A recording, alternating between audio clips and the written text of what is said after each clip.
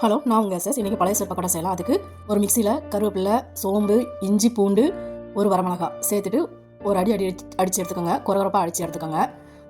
இந்த மாதிரி அடித்து எடுத்ததுக்கப்புறம் மீந்து போன சோறு இல்லைன்னா சாப்பாடு கொஞ்சம் ஆட் பண்ணிக்கோங்க. ஒரு கப் அளவுக்கு ஆட் பண்ணிக்கோங்க. ஒரு கப்போ 2 கப்பு நான் ஆட் பண்ணிக்கோங்க. தேவையான அளவு உப்பு சேர்த்துக்கோங்க. இந்த அளவுக்கு அரைச்சி எடுத்தால் போதும். தண்ணி எதுவும் ஊற்ற வேண்டியதில்லை. இதை ஒரு பாத்திரத்தில் மாற்றிக்கலாம்.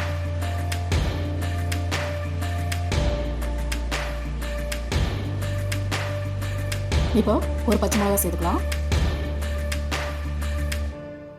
கொஞ்சம் சின்னதாக கட் பண்ண கருவேப்பிலை சேர்த்துக்கலாம். 3 ஸ்பூன் அரிசி மாவு சேர்த்துக்கலாம். 2 ஸ்பூன் கார்ன்ஃப்ளவர் மாவு சேர்த்துக்கலாம்.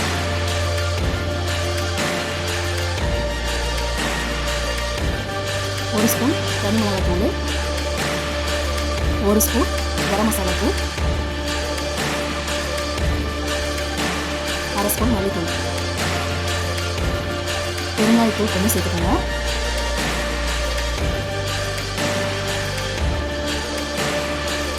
வெங்காயம் வெட்டி வச்சுருக்கிற பெரிய வெங்காயம் 1 சேர்த்துக்கோங்க. சின்னதாக இருந்துச்சுன்னா 2 சேர்த்துக்கோங்க.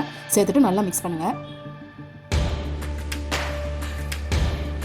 இந்த அளவுக்கு நல்லா மிக்ஸ் பண்ணதுக்கப்புறம் ஒரு கடாயில் பொரிக்கிறதுக்கு தேவையான அளவு எண்ணெய் ஊற்றிக்கோங்க.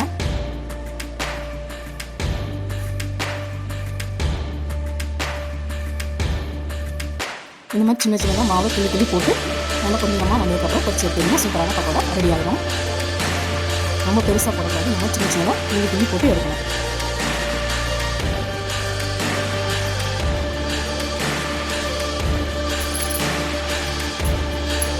இந்த அளவுக்கு நல்லா பொரியணும்.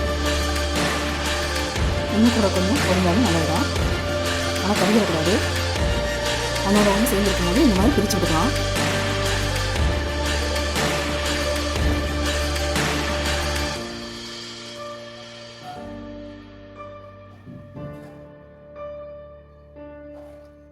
சூப்பரான பக்கோடா ரெடி.